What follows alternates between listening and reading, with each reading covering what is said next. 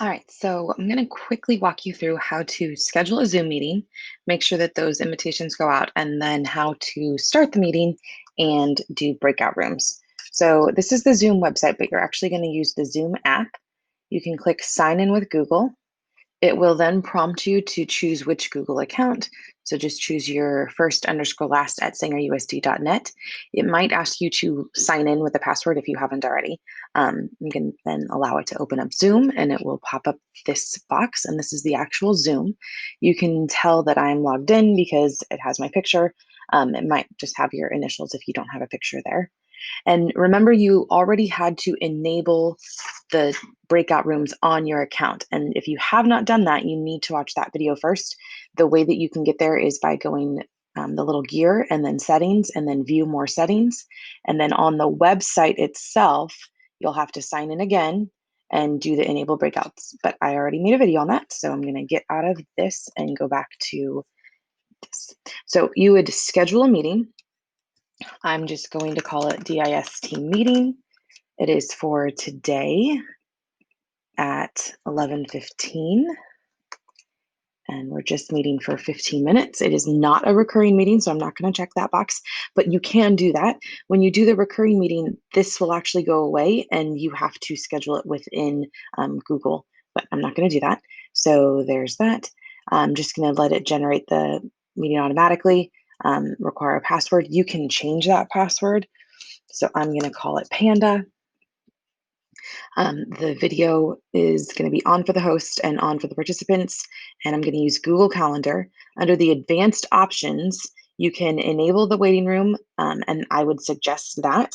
If not, if you do the enable join before host, then they'll be able to get in directly before you start the meeting, which is also fine. But and then you can choose whether to mute participants upon entry and automatically record them, and this just saves on your computer.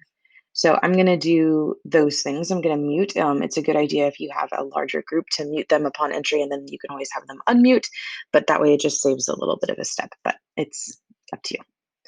I'm going to turn it off because there's only 3 of us. And then hit schedule.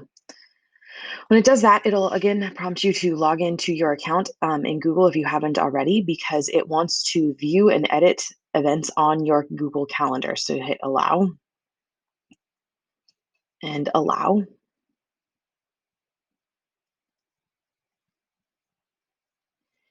And here it is. So instead of the Google Meet, you can see that it has the web address for the Zoom call. It has all the information that I had already typed in, so the same time and date. And then this is the information regarding how they will get in. Now from here, I'm going to add Rhonda and Rachel. You could, of course, add your whole staff. You can also use groups. So I have a group called the Best Team Ever. That's the CNI team. So I could do that, and then it would click all of those different people.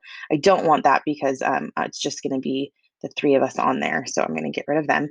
And then click Save, and it will send a prompt to send an invitation. And I'm going to say yes. So send.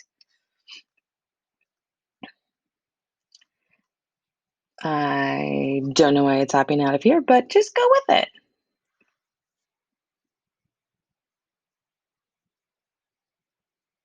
And let's see. Okay, well, we'll just try this again.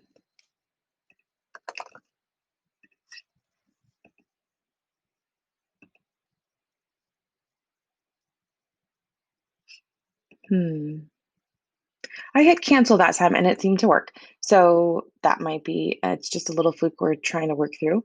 Um, but you can see I actually have 2 of them now, so it may have sent them twice. It did. So I'm going to delete one of these events and not send just hit cancel if that pops up. I haven't seen that before. So just be aware. So there's the meeting. If I wanted to invite more, I could copy and paste this into an email or just add more people to the guest list here. And then in the next little video, we'll show what will actually happen then when you go into Zoom and start that meeting.